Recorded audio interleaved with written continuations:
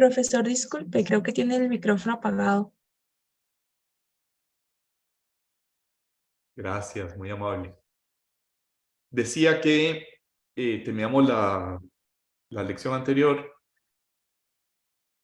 la primera parte de esta clase de hoy, diciendo que la sala constitucional ha deducido del principio de capacidad económica de el deber de contribuir por una parte y por otra los principios constitucionales de igualdad, libertad de empresa, propiedad privada. Vamos a dirigir ahora nuestra mirada un poquitín más enfocados al artículo 33 de la Constitución Política sobre las relaciones de igualdad y cómo se relacionan con la capacidad económica. Quizás empezar diciendo que en todo juicio de igualdad hay un tertium comparationis, dice la doctrina. Esto es para saber si se cumple o no el principio de igualdad, hay que juzgarlo con base en un parámetro, con base en un punto o término de comparación. Los alemanes suelen ilustrar esta tertium comparationis, el término de comparación, con lo que jocosamente llaman la teoría de las peras y las manzanas. No se vale, dicen los alemanes, decir el trato desigual de las peras y las manzanas es porque unas son peras y las otras son manzanas. Ahí hay una falacia. Lo correcto es decir, en cuanto a frutas, deben tratarse igual porque tan fruta es la manzana como la pera. Y con esto lo que quiero decir es que no basta el adagio tratar igual a los iguales y desigual a los desiguales, porque la desigualdad, no cualquier desigualdad, amerita el que haya trato desigual. Cuando esa desigualdad, por ejemplo, está claro que los hombres y las mujeres se diferencian en que unos son hombres y otros son mujeres, pero el tertium comparationis es que ambos pertenecen al género humano y por tanto, en cuanto pertenecientes al género humano, ambos, hombres y mujeres, deben ser tratados con igualdad, con la misma dignidad y derechos. Y eso aplica para prácticamente todo. No puede haber distinciones de raza, no puede haber distinciones de género, no puede haber distinciones ninguna que termine violando la dignidad humana. Pero la justificación de un trato desigual a los desiguales solo puede provenir de un tertium comparationis, de un punto de partida llamado término de comparación que sea constitucionalmente válido. Esto es, si dos situaciones resultan iguales a la luz del término de comparación, entonces deben tener el mismo trato. ¿Cuál es el término de comparación clásico en materia tributaria? Capacidad económica o capacidad contributiva. A veces suele decirse capacidad económica es algo más económico y capacidad contributiva es la capacidad económica mediada por otros principios constitucionales. Desde ese punto de vista es más exacto en materia tributaria hablar de capacidad contributiva. Sin embargo, la literatura habla indistintamente de capacidad contributiva usando las palabras capacidad económica.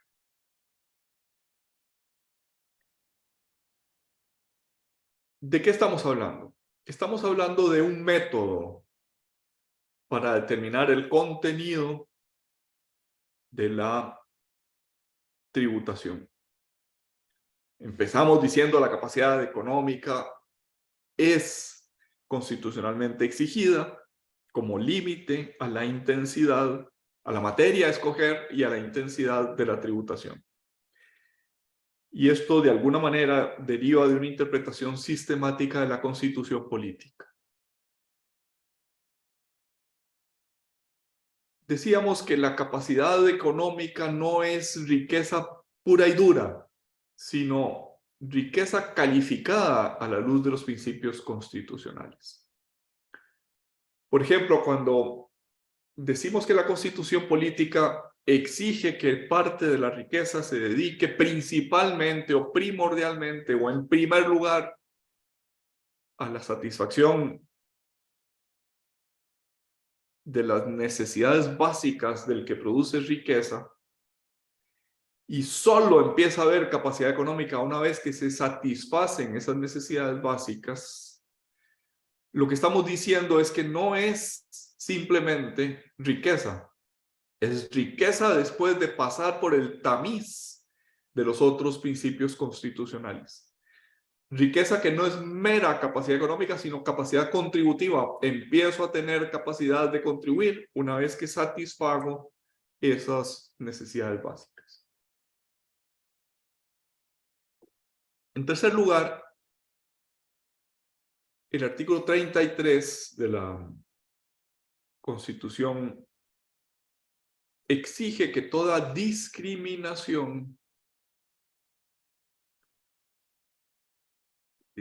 suele ser una palabra peyorativa, pero no, se admite la discriminación siempre y cuando no viole otros principios constitucionales. La discriminación cuantitativa, ¿cuánto debe pagar? Y cualitativa, ¿quiénes deben pagar?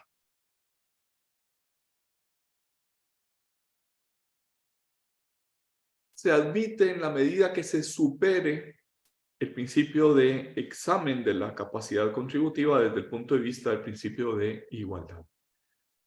Esto es, se admite que haya un trato favorable a la Cruz Roja y quizás un trato desfavorable al importador de licores. Bueno, ¿eso es legítimo o no es legítimo? ¿Es razonable? ¿Es proporcionado? ¿Cómo lo sabemos? Usando el principio de capacidad económica. En cuarto lugar, hay un conjunto de criterios que consagran o que derivan de las normas que consagran derechos económicos y sociales. Esto es, entre más requiera un individuo conservar recursos para satisfacer sus propios derechos, menor capacidad contributiva tendrá. Por ejemplo, una persona que tiene una discapacidad quizás tenga un mínimo vital superior. Por ejemplo, porque tiene que usar parte de su capacidad económica para atender a su discapacidad. Denme un momentito, por favor, es que está entrando una...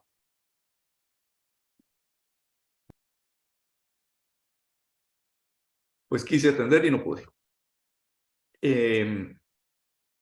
Y eso también significa que siendo el criterio de capacidad económica el criterio por excelencia para designar la existencia de justicia o no en materia tributaria, hay que poder justificar o hay que satisfacer ese principio en el examen de algunas normas, como por ejemplo el artículo 8, inciso B de la Ley del Impuesto sobre la Renta. Ese artículo permite deducir, esto es restar de los ingresos brutos, la totalidad de los salarios. Pero además permite deducir 2 veces, o sea, pago un salario, pero lo deduzco 2 veces, lo resto de los ingresos brutos, no solo una vez, sino 2 veces, aunque solo pague una, deduzco 2, los salarios que les pague a personas con discapacidad. ¿Qué quiere esto decir? Quiere decir que se puede dar un trato más favorable al patrono que contrate trabajadores con discapacidad porque se satisfacen principios constitucionales, porque se satisfacen necesidades constitucionalmente tuteladas, como por ejemplo es que las personas con discapacidad quizás, y sin quizás, suele ser un dato de experiencia, tienen más dificultad para conseguir trabajo. Por tanto, es una forma de incentivar una determinada conducta. ¿Es una discriminación? Sí, porque se trata distinto al patrono que tiene trabajadores con discapacidad que al trabajador que no tiene trabajadores con discapacidad. Es una discriminación, pero es una discriminación legítima en la medida en que el origen de la discriminación sea tutelar otro principio constitucional. Eso es así para las normas de incentivos, pero más allá de las normas de incentivos, también es así, o debería ser así, cuando se aplica a la capacidad económica del propio contribuyente, que debe conservar recursos para satisfacer sus propios derechos. Por ejemplo, esta norma es la que justifica que todos debamos tributar por las importaciones, pero las sillas de ruedas o las prótesis o los materiales de tratamiento de una discapacidad estén exentas de impuesto.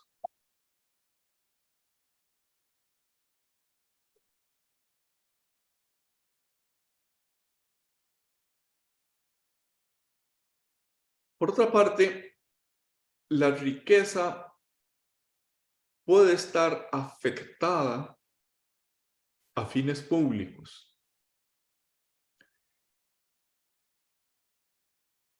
Y en esa medida, sufrir un trato favorable o, dijéramos, de discriminación positiva. El país puede decir, necesitamos fomentar las exportaciones, necesitamos atraer inversión y por tanto le vamos a dar una exención del impuesto sobre la renta a las empresas que se creen en régimen de zona franca por 8, 10, 12 años según la ubicación en la GAM o fuera de la gran área metropolitana. O sea, hay un régimen de incentivo que justifica el que esas empresas estén o no exentas y cómo se relaciona eso con el principio de igualdad constitucionalmente tutelado.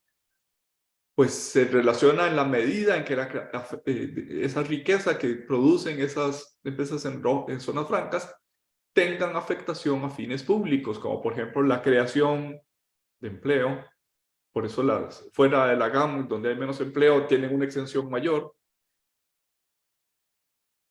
Porque tienen afectación a fines públicos. La inversión extranjera directa en el país produce riqueza para todos. Y por tanto, en esa medida, puede dárseles un trato de favor, un trato desigual que debe ser valorado. No basta el razonamiento, hay que hacer el examen y cada cierto tiempo es conveniente hacer ese examen de que se está cumpliendo esa afectación a fines públicos. Por otra parte, la discriminación puede venir por varios orígenes, por la cantidad, por el origen, por el destino de la riqueza. Desde ese punto de vista suele decirse, los salarios son una renta más noble que las rentas pasivas. La remuneración por el trabajo personal en relación de dependencia tiene un origen superior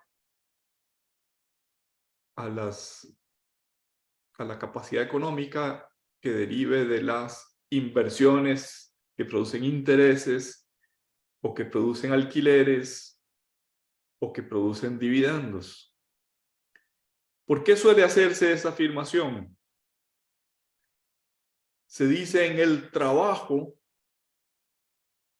están en juego todas las capacidades del ser humano, la inteligencia y la voluntad, que es aquello que distingue al ser humano del resto del reino animal.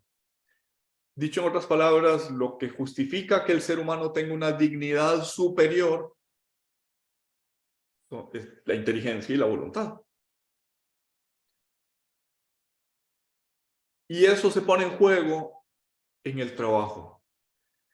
Mientras que en las rentas pasivas, decía Marx que el capital es la acumulación del trabajo o de los frutos del trabajo. En las rentas pasivas son rentas de capital. Se originaron en trabajo, pero finalmente ya se desvincularon del trabajo. Y por tanto, son menos dignas, si se me permite la expresión. Tal vez no es buena la frase, pero no requieren lo que requiere un trato de favor es las rentas que están más cerca de la dignidad del ser humano. Aquellas en las cuales para producirlas se pone en juego inteligencia y voluntad.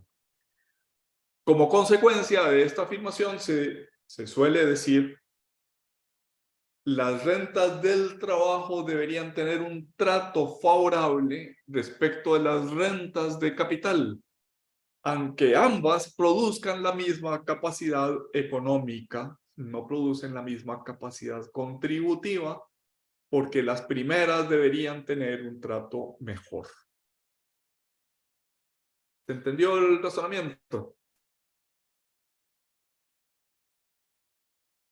Gracias, Diana. ¿Preguntas, dudas, aclaraciones, comentarios? Por el momento no, profe. Muy amable, gracias. Después hay otro criterio que suele llamarse de progresividad. Es un criterio cuantitativo. La pregunta que nos hacemos es si la tributación progresiva viola o no el principio de capacidad económica. Dicho en otras palabras, si el principio de capacidad económica es el paradigma de la igualdad, ¿cómo se justifica que a mayor capacidad económica haya mayor tributación? Pues la primera vía de explicación es decir, bueno, en cuanto se satisfacen las necesidades básicas y sigue habiendo capacidad económica, esa capacidad económica ya tiene menos obligación de atender esas necesidades. Por tanto, se incrementa la capacidad contributiva. Satisfechas las necesidades constitucionalmente tuteladas, cada vez más, en la medida en que crece la capacidad económica, crece la capacidad contributiva, porque hay menor proporción de la riqueza que deba dedicarse a la satisfacción de ese nivel de vida, de ese nivel de capacidad económica. Por tanto, eso justifica que haya una tarifa progresiva, hay un mínimo exento, hasta 1 millón de colones no se paga impuesto. Bueno, depende en qué régimen esté, pero en unos casos 860,000 colones, en otros casos 1,5 millones, no se paga impuesto. El siguiente gradiente es 10%, después 15%, después 20%, después 25%.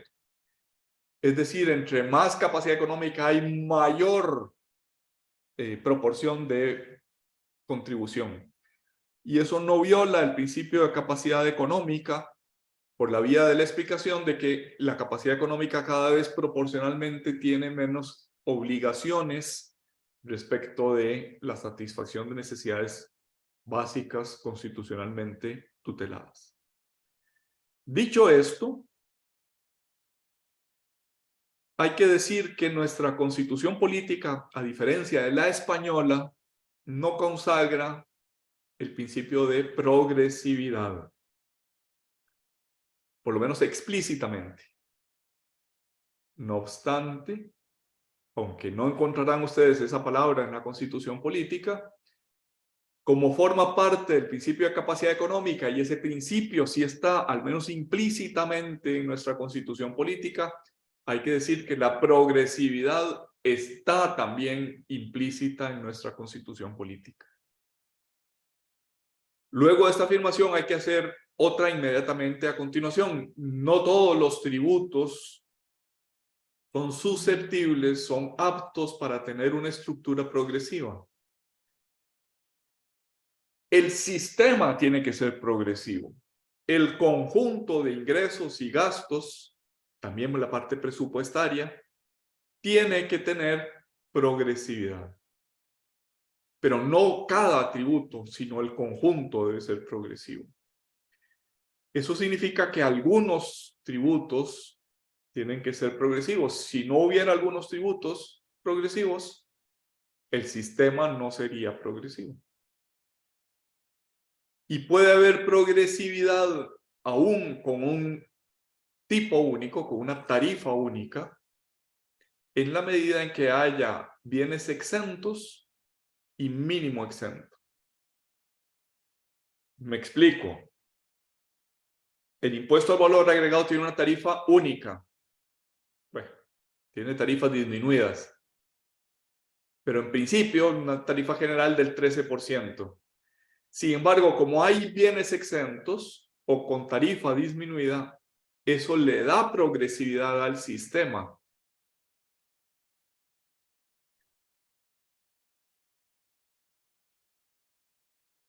Como hay mínimo exento en el impuesto sobre la renta, aunque hubiera tarifa única, por ejemplo, en los países que admiten el flat tax, tarifa única del 10%, del 15%,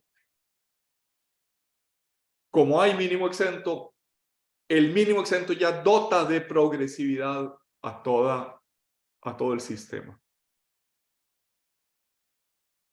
Y también la progresividad no solo se alcanza por el lado del ingreso, del lado del tributo, sino que también puede alcanzarse por el lado del gasto. Cuando el ingreso es idéntico para todos y el gasto es discriminado en el sentido de darle más a los que más necesitan, por ejemplo, con un bono de vivienda, por ejemplo, con un subsidio por educación, por ejemplo, por una renta básica mínima, que es una de las propuestas del candidato a la presidencia de la Asamblea Legislativa para el próximo periodo, don Rodrigo Arias. Eso dota de progresividad, ya en sí mismo dota de progresividad del sistema. Resumiendo, la progresividad no está explícita en la Constitución, pero está implícita dentro de un principio implícito que es el principio de capacidad económica. La progresividad, que sí está explícita en otras constituciones, por ejemplo la española, se puede alcanzar no con cada tributo, sino con el conjunto de tributos. Y además, esa progresividad se puede alcanzar incluso en impuestos con tipo único, siempre y cuando haya exenciones o un mínimo exento.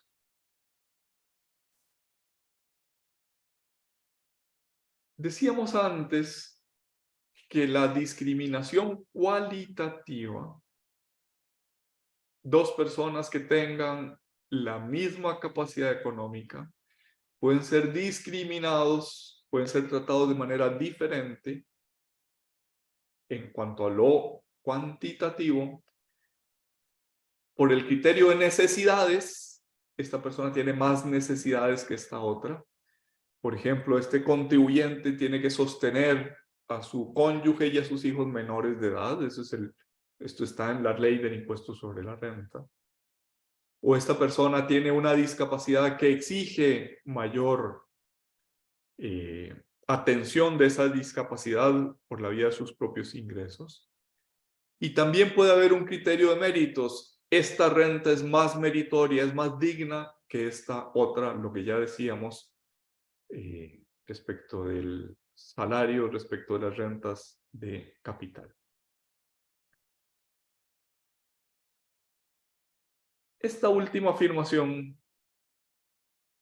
las rentas del salario son dignas de un trato tributario favorable respecto a las rentas de capital, forma parte de la doctrina básica del impuesto sobre la renta y sin embargo es un principio que está de capa caída, es un principio que ha venido muy a menos porque las rentas de capital que debían ser más fuertemente tasadas son cada vez más móviles. Si aquí el impuesto sobre los intereses es tal que sea menor que en Panamá, muevo mi capital a Panamá y eso está a distancia de un clic de computadora.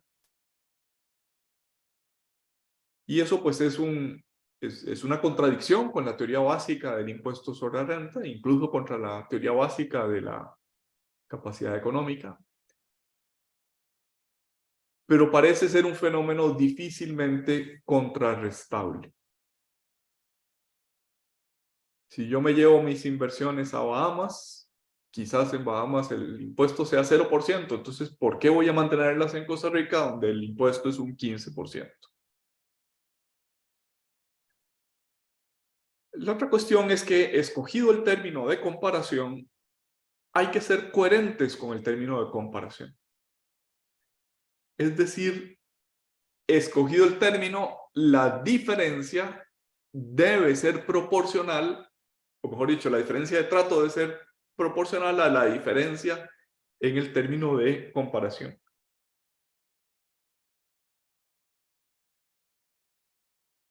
Eso también significa que las normas de derecho tributario formal, esto es, las de procedimiento, tienen que ser consistentes con el hecho generador y con los demás elementos de la medición de la capacidad económica o contributiva. Ejemplo de lo que quiero decir.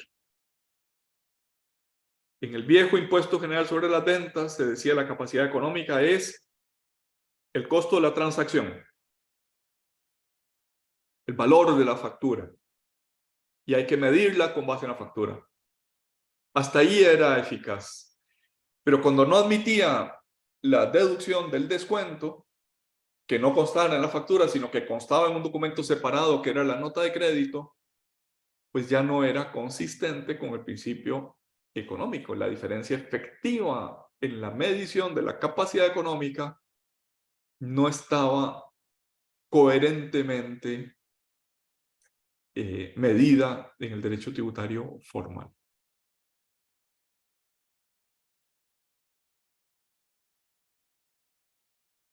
La ley del impuesto sobre la renta, en el artículo 13, establece una presunción para los profesionales que no lleven contabilidad, que no emitan facturas o cuya contabilidad sea defectuosa, no le merezca fe al auditor. Esa presunción es de 330 salarios base. Esto es, si usted no tiene declaración, no está inscrito, su declaración es fraudulenta, entonces se presume que usted ganó una renta neta de 330 salarios base. 330 salarios base es una cantidad inmensa. En la clase anterior, alguno de ustedes me hizo ver que anda por 462,000 colones, me parece, el salario base. 200. Sí, esos 330 son 152.526.000. Ok, 152 millones de renta neta. Es decir, ya descontados los gastos para producirla.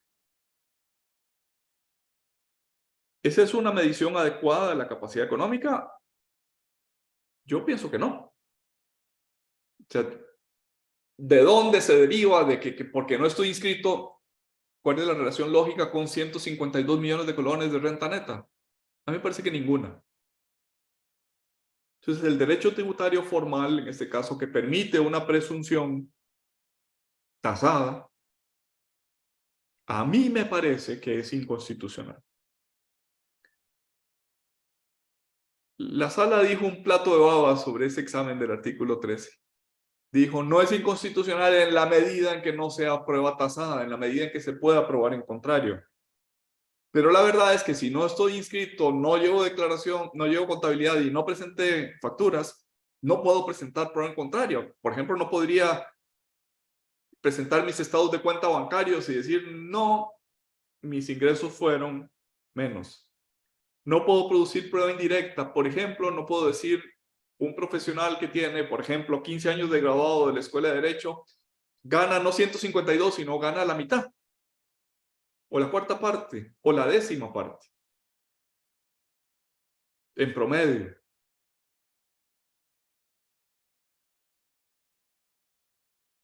Es decir, las normas de derecho tributario formal tienen que ser consistentes con el hecho generador y con los otros elementos alrededor de esta capacidad económica.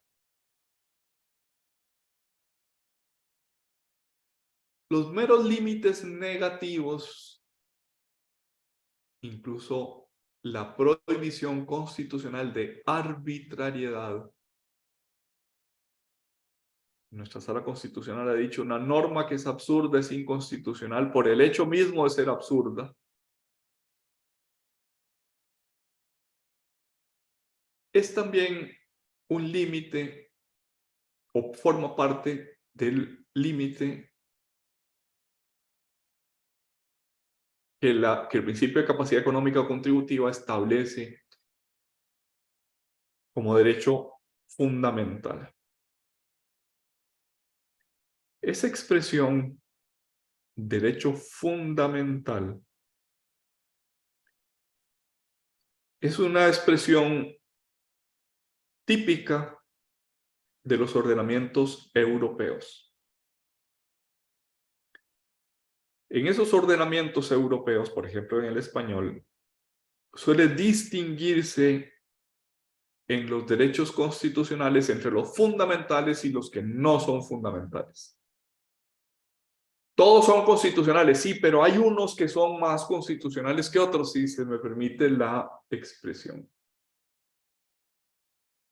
Esos derechos llamados fundamentales en la Constitución española, pero no solo en la española, también en otras europeas, permiten acceder directamente al control de constitucionalidad.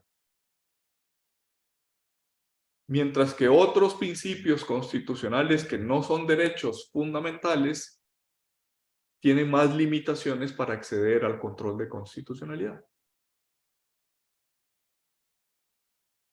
Derechos fundamentales en la Constitución española son los que están en los primeros artículos de la Constitución española. En Costa Rica no tenemos una constitución que distinga entre derechos fundamentales constitucionales y otros derechos constitucionales.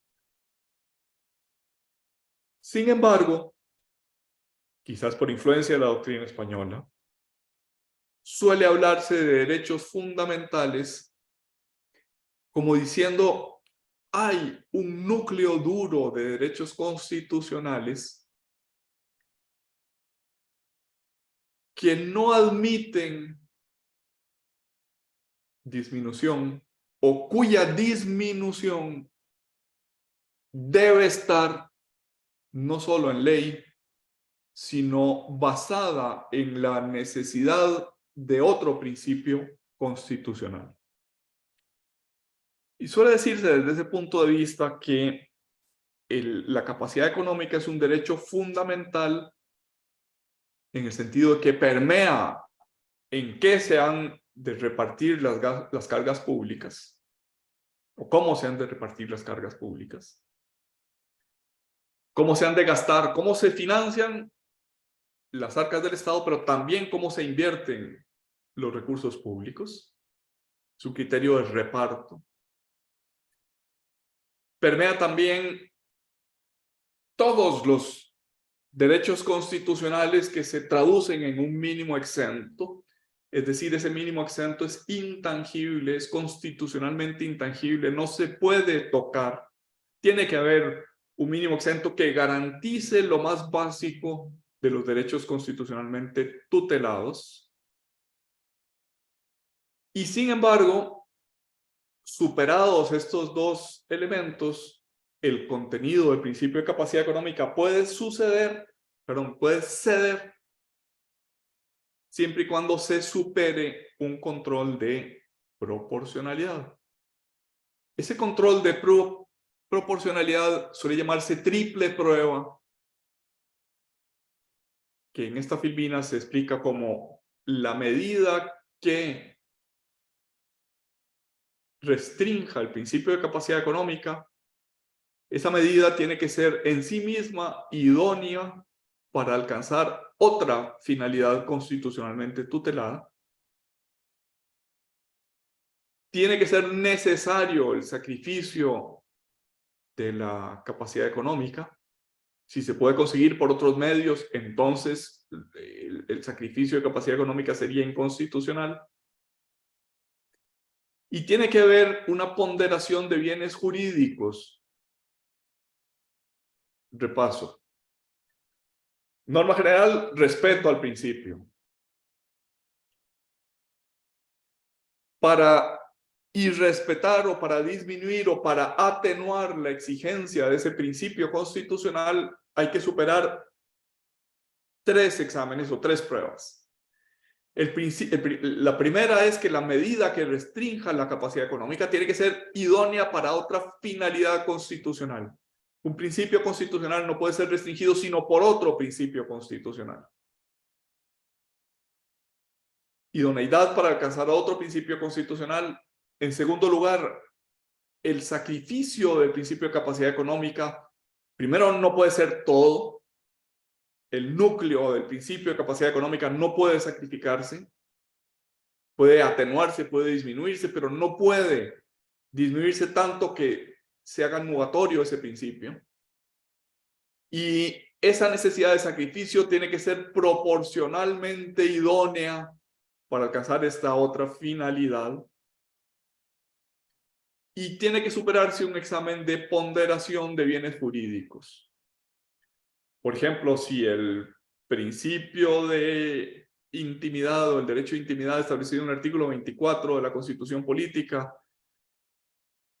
puede ser restringido para dar lugar al principio de capacidad económica, sí, pero ¿hasta qué punto?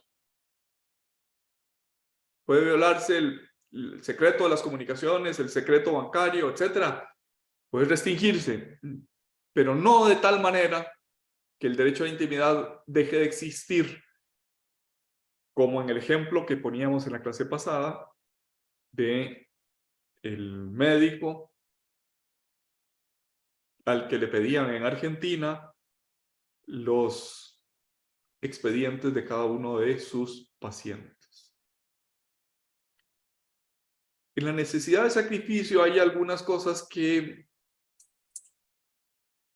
requieren un examen más detallado. Suele decirse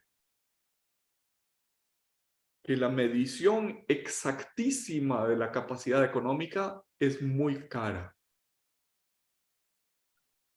O sea, tener un auditor que sea capaz de valorar todas y cada una de los elementos que forman la capacidad económica en el impuesto sobre la renta podría ser poco práctico, podría ser muy caro, podría ser que lo que se recaude se vaya por la vía de pagar más inspectores y más auditores. Entonces, pues aquello no tenía sentido. No tendría sentido. Entonces se admite practicabilidad administrativa. Esto es una limitación a la medición exacta de la capacidad económica, justificada en que sería poco práctico, en que sería muy caro medir exactamente esa capacidad económica. Ejemplo. O ejemplo de lo contrario, de un caso en el que no se justificaba por practicabilidad administrativa ese sacrificio. Hace años se modificó el artículo 8, me parece que es inciso K, pero podría ser inciso M, de la Ley del Impuesto sobre la Renta, diciendo que los viáticos serán deducibles, se pueden restar de la renta bruta hasta en un 1% de los ingresos brutos.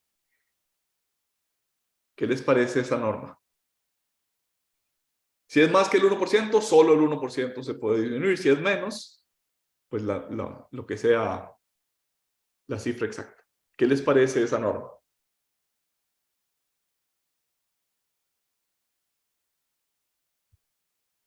¿Qué piensan de esa norma? Profe, ¿puede repetir la idea? Es que creo que no me quedó claro. Renta bruta. Total de los ingresos. Total de las ventas. Puedo disminuir, puedo restar de esa renta bruta para alcanzar la renta neta. La renta neta es la que está grabada con impuestos sobre la renta. Hasta un 1% de los viáticos. ¿Qué son los viáticos? Los gastos de viaje. O sea, típicamente, hotel, transporte, combustible, comidas durante ese transporte.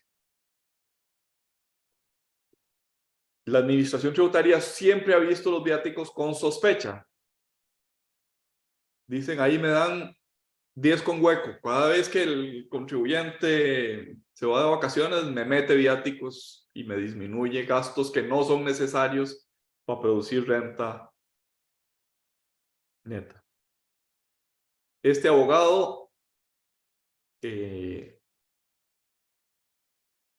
va para Guanacaste de vacaciones con su familia y me mete como gastos de viaje que pararon en la Pacífica, en Cañas, y se comieron una tilapia, me parece que es lo que producen en Cañas.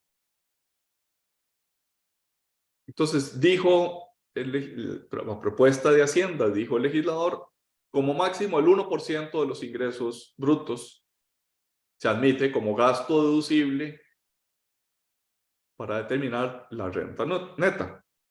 ¿Qué les parece esa norma?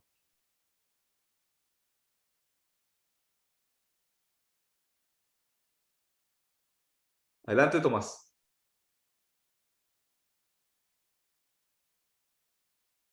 Que en ciertos casos de ciertas profesiones podría ser un tope muy bajo, porque ¿qué pasa si yo soy tal vez un agente de ventas que tiene que ir por todo el país y entonces mis viáticos pues, van a superar por mucho ese 1% de la renta bruta?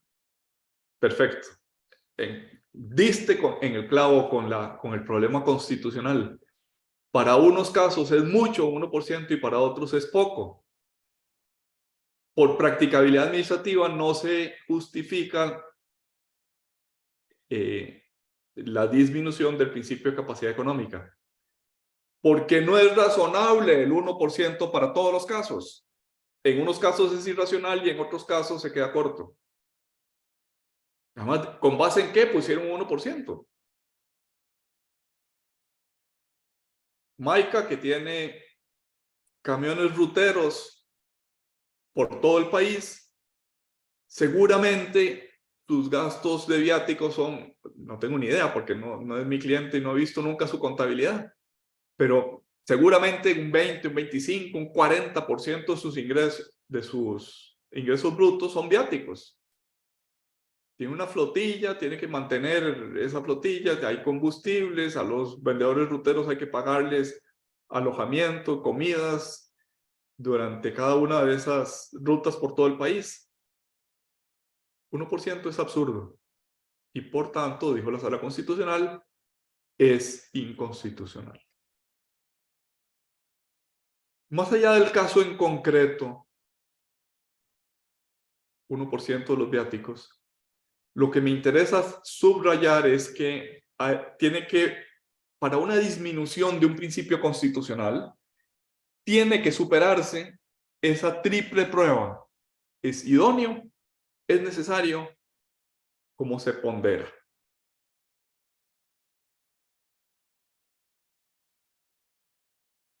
Con esta filmina vamos a terminar por el día de hoy.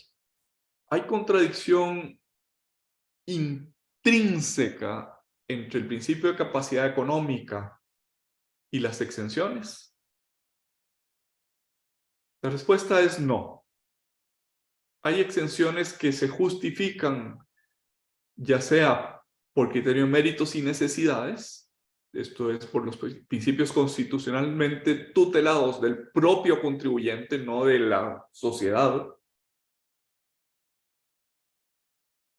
Se justifica que haya una menor contribución social en la medida en que de la riqueza yo tenga que destinar una parte mayor a la satisfacción de mis propias necesidades. Hay otras exenciones que se justifican por el uso extrafiscal del tributo. Necesitamos, por ejemplo, gravar las comidas con un alto contenido energético. ¿Por qué? Porque eso nos produce un alto costo social, nos produce enfermedades coronarias, nos produce diabetes, nos produce un alto costo al sistema de salud del país, y por tanto eso justifica que yo grave más fuertemente esas comidas con alto contenido energético. Y hay otras exenciones que se justifican por una contribución alternativa a los fines públicos. Típicamente la Cruz Roja, las fundaciones, las asociaciones declaradas de utilidad pública, en la medida en que proporcionen bienes y servicios constitucionalmente convenientes o tutelados, la Cruz Roja, por ejemplo, los bomberos, por ejemplo, en esa misma medida se justifica el que su contribución constitucional no es por la vía del tributo, sino es por la vía de cumplir sus propias finalidades. Esto es, nadie puede decir que los bomberos no contribuyan a las finalidades constitucionales. Claro que contribuyen, y quizás contribuyen en una medida superior al resto de los mortales. Lo que pasa es que contribuyen de una manera diferente, no aportando tributos, sino con los servicios que prestan. Dicho en otras palabras, el deber de solidaridad no es puramente económico.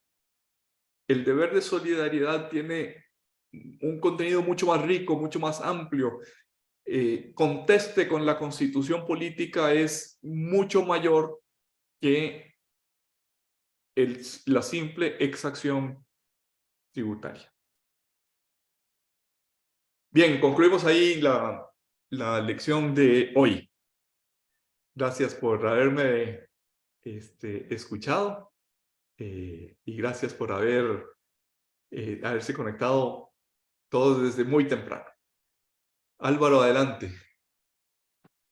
Hola, profe, buenos días. Yo tuve problemas al inicio de la sesión, pero quería preguntar si hay una